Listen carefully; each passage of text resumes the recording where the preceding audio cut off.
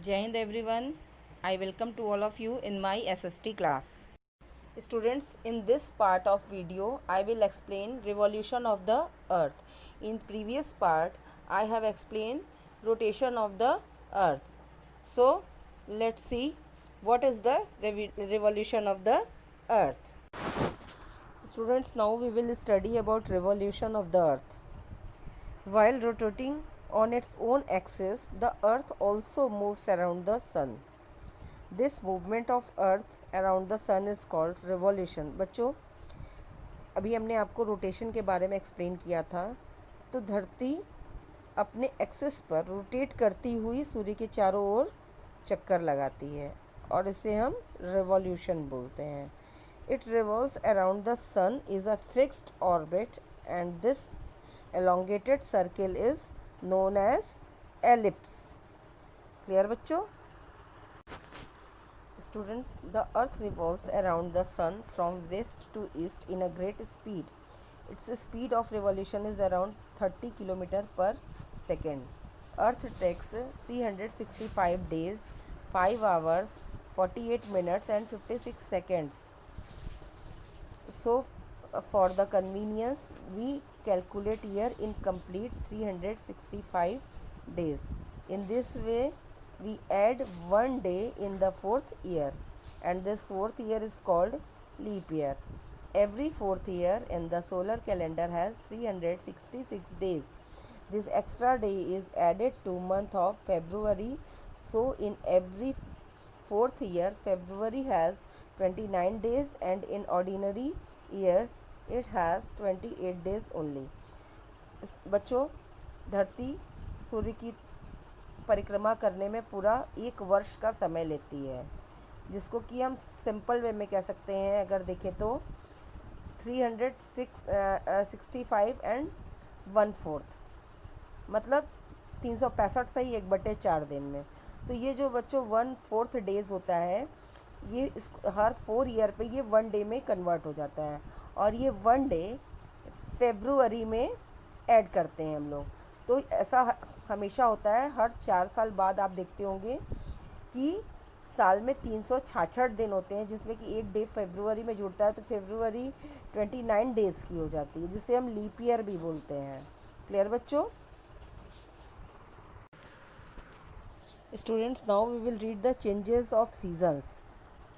The change of season is caused mainly by the Earth's revolution and the inclination of its axis at the plane of its orbit, pointing to the same direction. The Earth completes one revolution around the Sun in about 365 and 1/4 days, or one complete year. This period is divided into 4 seasons: spring, summer, autumn and winter. Students, let's see the position on 21st June in this figure. On 21st June, the North Pole is inclined towards the Sun, while the South Pole is turned away from the Sun. बच्चों, 21 जून को north pole सूर्य की ओर झुका होता है, जबकि south pole सूर्य से दूर होता है. The rays of sun fall vertically over the Tropic of Cancer, in this time a large portion of the northern hemisphere gets heat and light from the sun. तो बच्चों, सूर्य की रोशनी वर्टिकली पड़ने से tropic of cancer पर यहाँ पे बहुत ज़्यादा हीट होता है. इस कंडीशन को हम लोग समर सॉलिस्टिक्स भी कहते हैं. Days are longer than nights in the northern hemisphere.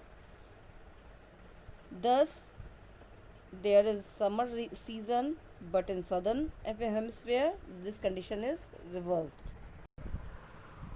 Students, let's see the position on 22 December in this picture.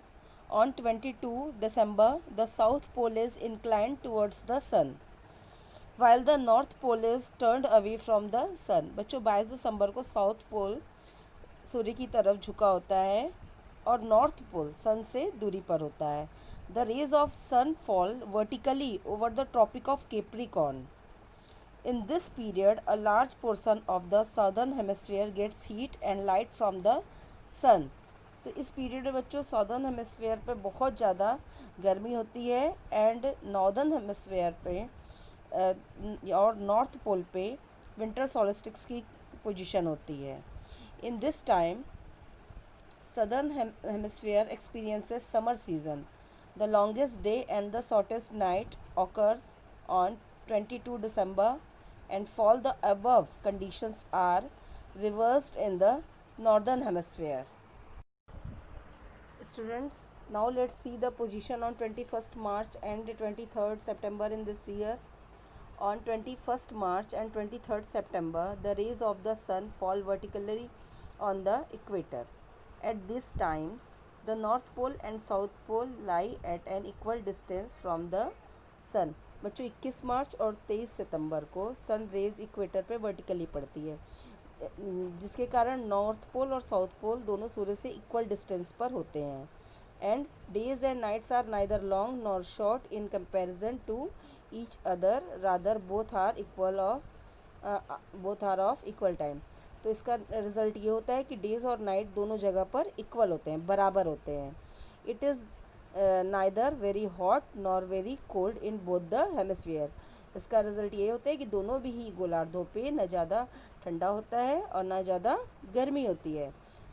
The northern hemisphere experience spring season from 21st March and the autumn season from 23rd September, but it is reverse in the southern hemisphere.